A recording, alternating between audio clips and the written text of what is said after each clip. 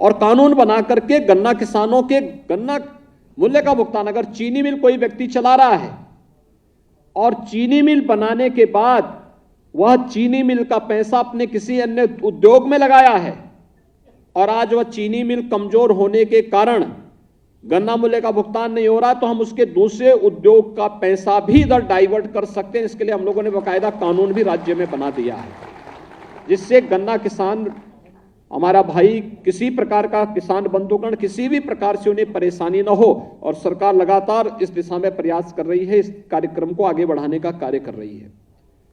घटतोली को रोकने के लिए लगातार प्रयास हुए हैं, तकनीक का बेहतर उपयोग करते हुए, और हमें तो व्यवस्था देनी चाहिए कि समितियों के साथ साथ चीनी मिलों के अंदर भी हम उसको सीसीटीवी कैमरे के माध्यम से उसको पूरा जोड़ें, और यहां से जैसे हम लोगों ने कोटेदार के यहां व्यवस्था की, ई-पॉस मशीन भी दी, आज हमने वीडियो वॉल से उसको यहां जोड़ दिया है। अगर ई-पॉस मशीन में कहीं भी कोई गड़बड़ करेगा तो यहां लखनऊ में बता देगा वो हमें कि यहां फलाने कोटे की दुकान में गड़बड़ी हो रही है।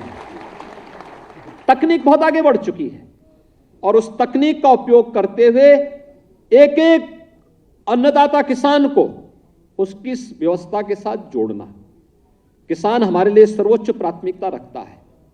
आपने देखा होगा प्रधानमंत्री मोदी जी ने, चाहे वह सॉइल हेल्थ कार्ड की व्यवस्था की हो या प्रधानमंत्री किसान सम्मान निधि या लागत का 1.5 गुना दाम अन्नदाता किसान को प्राप्त हो, एमएसपी देने की कार्रवाई, ये लगातार आगे बढ़ी है।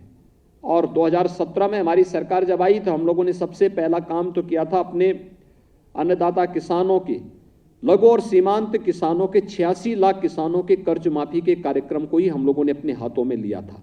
प्रदेश के अंदर, देश के अंदर सफलतम यह कार्य योजना उत्तर प्रदेश सरकार ने लागू की थी। और फिर इस कार्यक्रम को आगे बढ़ाते हुए हमने प्रोक्योरमेंट की नीति भी अपनाई। रिकॉर्ड मात्रा में धान और गेहूं का क्रय सीधे अन्नदाता किसानों से करना प्रारंभ किया। फसलों के विविधीकरण की तरफ भी हम लोगों ने उसको ले जाने का कार्यक्रम किया। बहुत सारे कार्यक्रम किए। खांडसारी उद्योग को लाइसेंस फ्री करने की व्यवस्था के साथ भी जोड़ा, मिलता ही नहीं था। लाइसेंस देने में तमाम आना का नहीं, हमने कहा इसको डीम्ड करिए, आवेदन क्या, एक प्रक्रिया के साथ उसको जोड़ो और ऑनलाइन सारी प्रक्रिया को अपना आगे बढ़ा करके, जिससे गन्ना किसान का हित भी हो और अधिक से अधिक लोगों को रोजगार भी प्राप्त हो। चीनी मिलों के पुनरुद्धार की कार्रवाई की, हम सब जानते हैं चौधरी चरण सिंह जी किसानों के मसीहा कहे जाते हैं। चौधरी चरण सिंह जी की कर्म भूमि की चीनी मिल, दशकों से मांग हो रही थी रमाला चीनी मिल के बारे में कि रमाला चीनी मिल का पुनरुद्धार होना चाहिए, कोई नहीं किया। हम लोग आए, एक मुश्त पैसा दिया और वहां पर अब नई चीनी मिल काम कर रही है, बेहतरीन तरीके से काम कर रही है।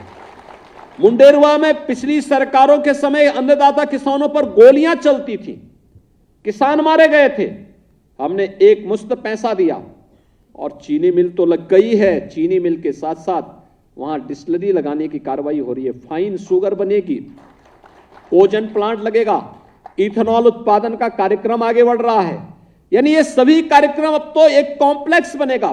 कोई चीनी मिल आने वाले समय में घाटे में नहीं रहेंगी, क्योंकि भारत सरकार ने जो निर्णय लिया इथेनॉल ब्लेंडिंग का कि हम पेट्रोल और डीजल में भी पहले 10% था, 20% तक यह बना सकते हैं। अब हमारे यानी जो पैसा भारत का पैसा था, जो पहले पेट्रो डॉलर के रूप में दुनिया के कुछ देशों में जाता था, जिसका दुरुपयोग भी होता था हमारे खिलाफ ही, अब ये पैसा उन देशों को न जाकर के हमारे अन्नदाता किसान की जेब में जाएगा, तो उसका बच्चा खुशहाल होगा, उसका घर खुशहाल होगा। और इथेनॉल उत्पादन का रिकॉर्ड भी हमारी चीनी मिलों ने बनाया है और इसका श्रेय भी आप सभी किसान बंधुओं को ही प्राप्त होता है, क्योंकि गन्ना आपके यहां से गया, इथेनॉल वहां से उन्हें प्राप्त हुआ और इथेनॉल के माध्यम से आज हम ग्रीन ईंधन भी देने का काम कर रहे हैं।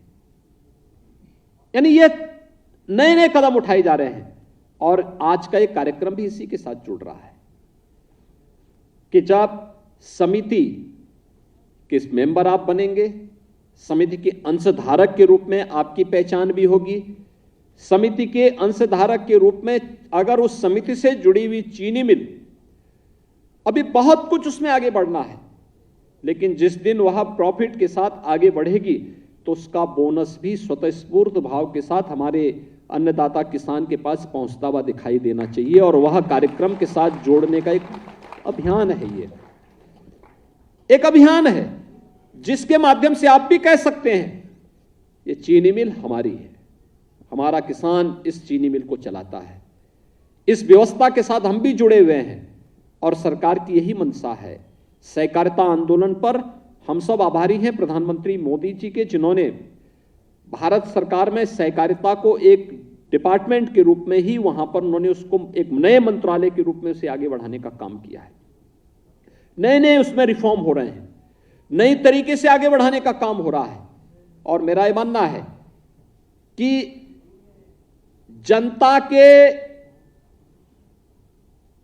मेहनत पर, उनके परिश्रम पर, और उसके द्वारा परिश्रम के बाद जो प्रॉफिट प्राप्त होगा वह कोई व्यक्ति नहीं बल्कि पूरा समुदाय और पूरा समाज उसका लाभ प्राप्त करे। यह सहकारिता उसी आंदोलन का हिस्सा है। पूरे समाज को उसके साथ जोड़ने का एक अभियान है, और यह समितियों के माध्यम से जो आज कार्यक्रम आगे बढ़ रहा है, मुझे लगता है कि इन कार्यक्रमों को, उन समितियों को पुनर्जीवित करना, उन समितियों को पुनर्जीवित करने के बाद हर एक अन्नदाता किसान को उन समितियों का अंशधारक बनाने की कार्रवाई के साथ आगे बढ़ा देना, और फिर अब इसके बाद का अगला चरण हमारा प्रारंभ होगा। प्रदेश के अंदर चीनी मिलों के पुनरुद्धार के एक बड़े कार्यक्रम को लेकर के सरकार आगे बढ़ रही है। आपने देखा होगा कि हम पिछले 2.5 साल से तो हम लोग कोरोना महामारी से जूझ रहे हैं, उसी पे प्रबंधन में, फिर भी उस सब के बावजूद हमने प्रयास किया चीनी मिलें चलें। जब तक अन्नदाता किसान के खेत में गन्ना है तब तक चीनी मिलें चलेंगी, और उस कार्यक्रम को हमने सफलतापूर्वक आगे बढ़ाया है।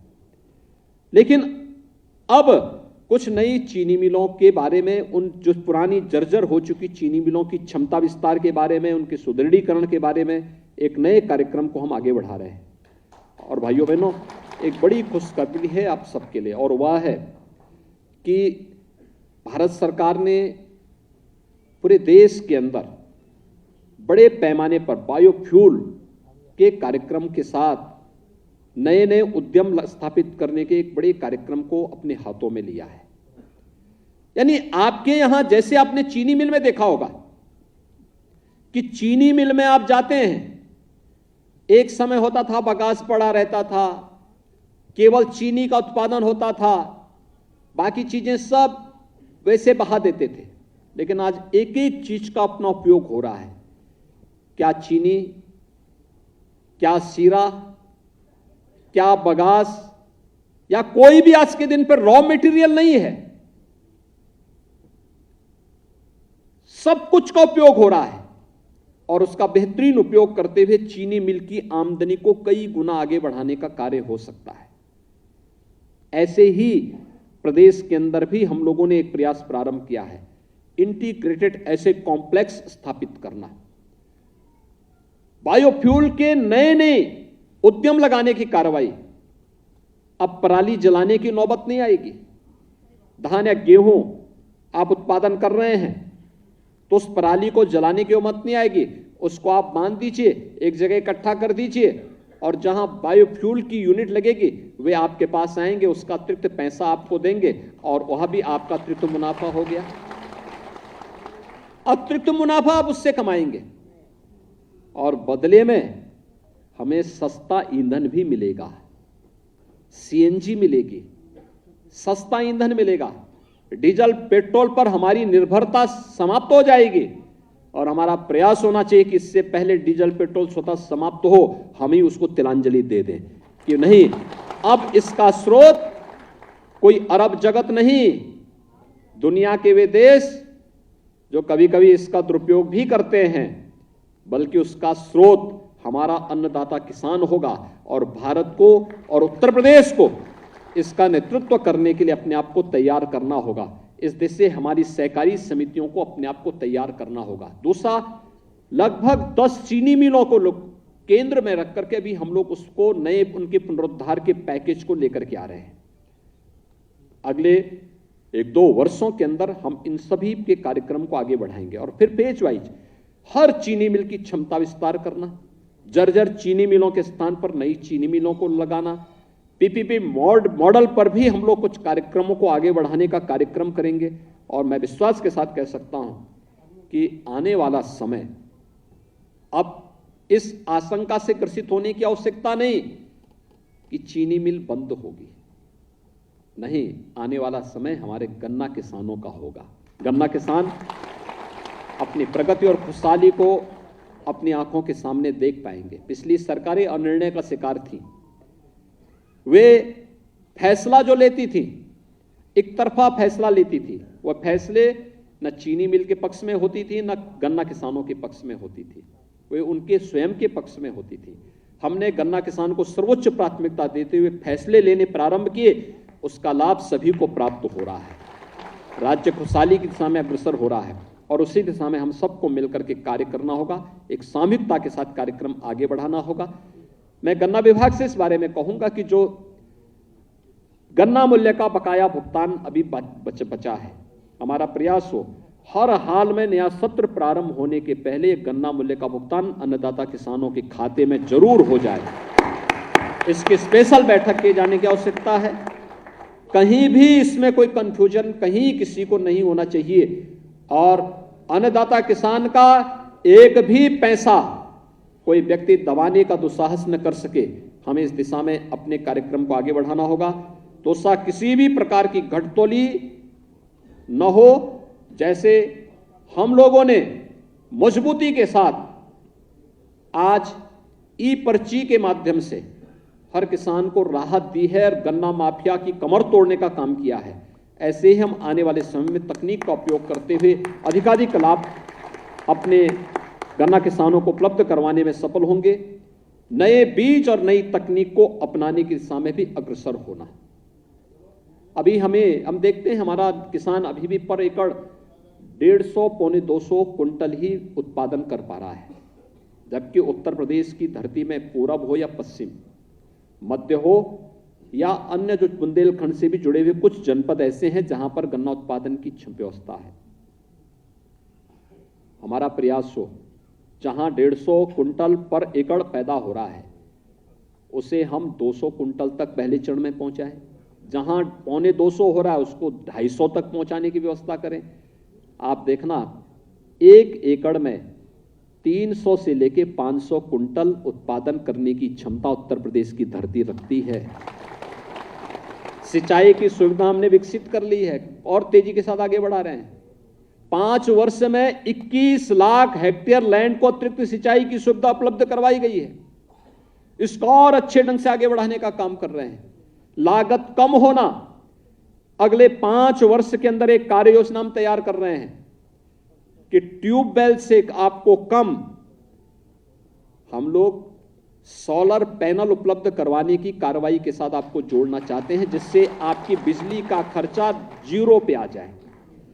एक बार सरकार उसमें सब्सिडी देगी, लेकिन अगर हम उस पैनल को लगाते हैं तो हमें उसके साथ लेकिन तकनीक को अपनाना पड़ेगा, टिश्यू कल्चर को अपनाना पड़ेगा, ड्रिप इरिगेशन को अपनाना पड़ेगा।